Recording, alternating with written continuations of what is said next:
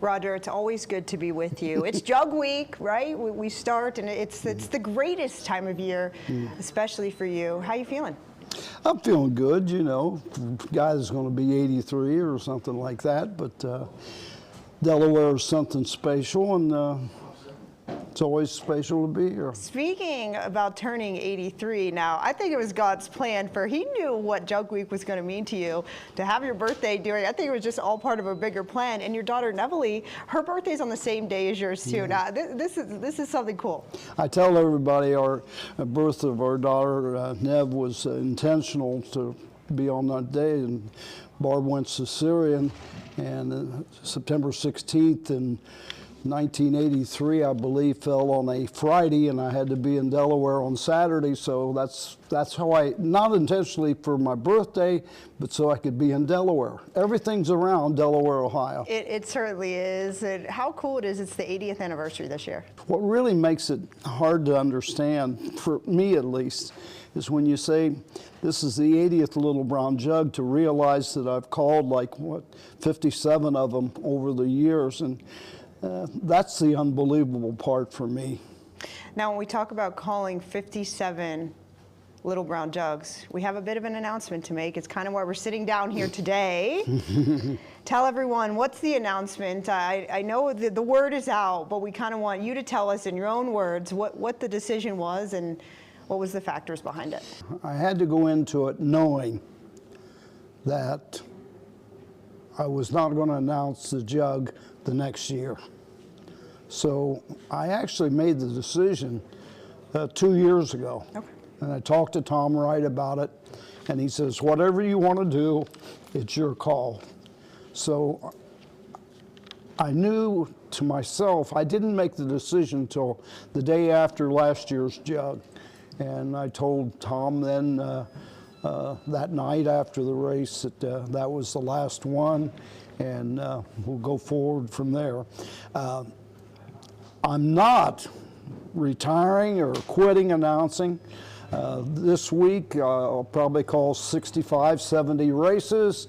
Next year I'm looking forward to the same thing, 65 or 70, but it's just time to move on and do it, as Frank Sinatra said, my way. And I think that's the best way. You and I talked last year before Jug Day. We sat on the set, and I knew you had a tear in your eye then, and you looked at me and you said, I think this is going to be my last year. And I knew, and so going into this year, USTrotting and myself, I said, Raj, let's do like a tour. But you said you didn't want to do that. You wanted to keep it simple, knowing last year was your last jug, because you said, you couldn't call your last jug knowing it was your last jug, knowing everybody knowing, right? It was just going to be too emotional for you. It's hard to explain, for me anyway, because I've been pressured all my life, you know, to perform or whatever you want to call it.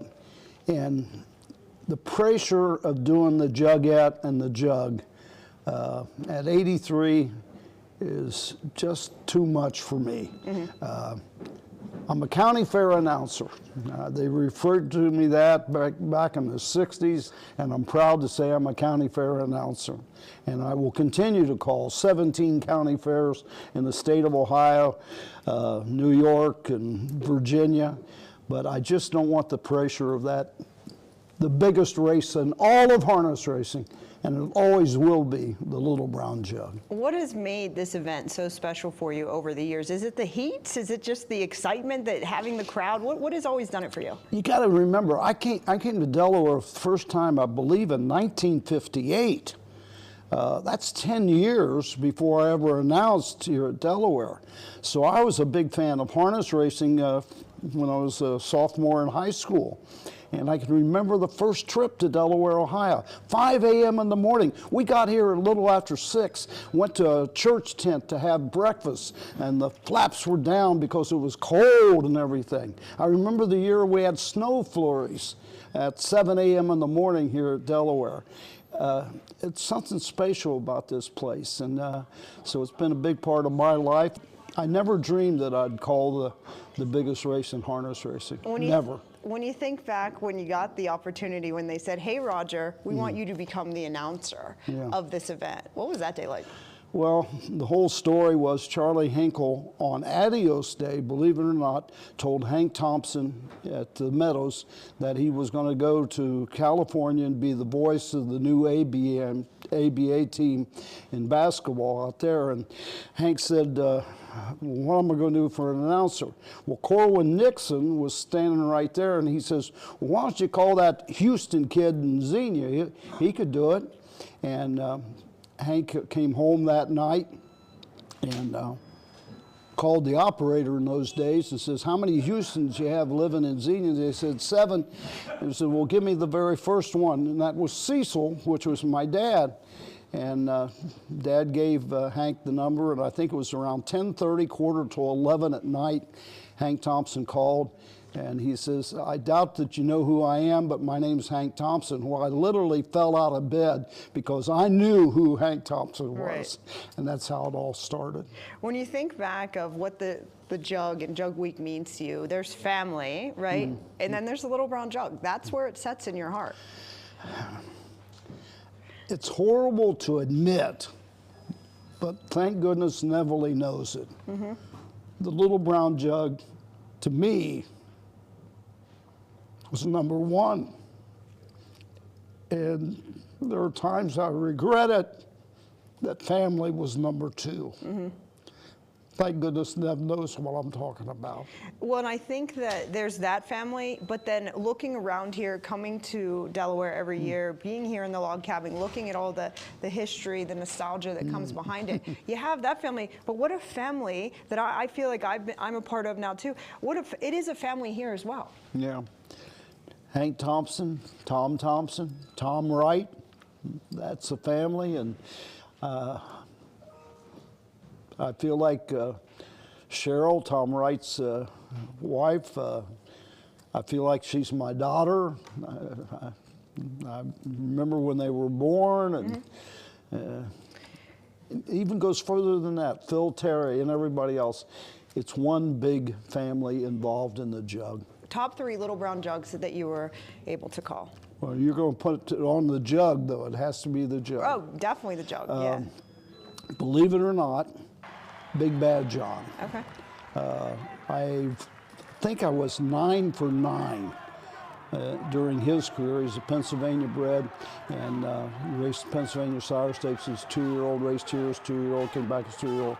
I never announced a race that he lost. He won them all. That's just one for a lot of personal reasons. But the overall race of all time, as far as I'm concerned, was Wiggle It, Jiggle It. That was a great race that day. With Lost for Words. This battle has turned into a war! Mm-hmm. And the crowd roared and things like that. And he was beat at the top of the stretch, battles back, wins it in the final stride. A third one, Fan Hanover, believe it or not. And a lot of people say Fan Hanover only won because of the accidents involved. That is totally untrue. Glenn was out and moving around the final turn before the accident ever happened, so I thought he was. But I got to mention one other one, and it was the call of Goldie Jeff. Goldie Jeff was owned by the Center Ice Stable, and as they went by the paddock on the final lap, I saw that Michel Lachance was tipping off the shoulder of the driver in front of him. And before he ever made the move, I said, and Goldie Jeff has got to move now! And timed it perfectly. And he goes on and he wins the race. So we're down at the Holiday Inn after the race, is a big party and everything. The owner comes up and puts a $100 bill in my hand. I says, what's this? He says, we're telling Mike Lachance how to drive the race. I told Mike that story about 15 years later, and he laughed too. Right, I'm sure he did. Now, when we talk about passing the torch, Jason Settlemore does the duties for you here at Delaware, do the dual duties. How do you feel about passing the torch down? You know, it's hard. Mm-hmm. But there has to be an end. Mm-hmm. And I couldn't hand it off to anybody better than Jason. I think I gave him one of his very first jobs that he ever had. Somebody had to actually drive him to the state fair in West Virginia because he didn't even have a driver's license to announce races. So we go back to when he was 15 years old. And I know he'll never break my record of 57 jugs. Probably not. No, I don't think anyone. Well, you had 57, he'd have to be like 110 years old Right, to do it. exactly. So I don't think any of us be that long. Yeah, you know. Obviously, an honor for me, but to be around Roger my entire life, and right from the age of 12 here in Delaware, Ohio, where I was skipping school to speak with Roger at a middle school about dreams and chasing your dreams and doing what you like in life and what you love in life. And Roger had instilled so much in me as a child from the age of 12 on. And quite frankly, at the age of 12, trying to emulate Roger, be like Roger, walk like Roger, do things like Roger. I guess maybe when I walked into, when I just had gotten to Florida at the beginning of this year for the Dan Patch Awards, and Roger said, I need to talk to you. So I, of course, sat my bags down, and Roger said, just came right out with it like he always does. He never minced words or anything. You know where you stand with him. And he said, you're going to call the Jugette and Jug this year. I looked at him and I said, no, I'm not. Yeah. And he said, well, I don't know who we're going to get, and I'd like it to be you, since, you know, there's something magical about Delaware and the Jug. And Roger, for me, is a lot of that magic. And I even, right now, I'm getting cold chills thinking about it. And Roger's meant so much to me, not only professionally, but personally. The feeling is two parts. It's sadness in me, but it's also a dream coming true. Roger and I think a lot alike when it comes down to loyalties and the passion for the business. But the hardest part for me is realizing that that part of the magic in Delaware will always remain with me. It's like trying to step into Babe Ruth's shoes of announcers, or in today for the younger people, trying to step into Aaron Judge's shoes. It's nearly impossible to do, and I hope I can only do as half of a good job as Roger has with the magic here in Delaware, because that's what it is. He creates magic, and the horses obviously are the show, but Roger's voice is synonymous with Delaware, and it's, quite frankly, like I said, it's magical. When the horses go behind the gate this year for the Jug, when you're getting ready to make that first official Jug call, how many beats a minute you think your heart's gonna be going? I don't know, because I've woke up a few times since Roger's told me with in a cold sweat, and my heart pounded in just thinking about it. How do you feel it's going to be for you to listen to the call this year instead of giving it? Haven't even thought about it. Are you going to be critical? Or are you going to critique it? No, never. No, okay. I never try to critique any other announcer. Everybody's got to be themselves and stuff like that. So I can only think in, I don't think in terms like that. But I don't know how I'll feel. I really don't. It'll be something that I've never felt in my entire life. So I think I'll be all right with it. But I think to some degree it'll hurt that you know you have to quit. What is the legacy that you want to leave, that you want people to know that you're leaving here at Delaware? What is your legacy? I have no idea how to even answer that. I just hope that over the years that a lot of people have enjoyed the calls.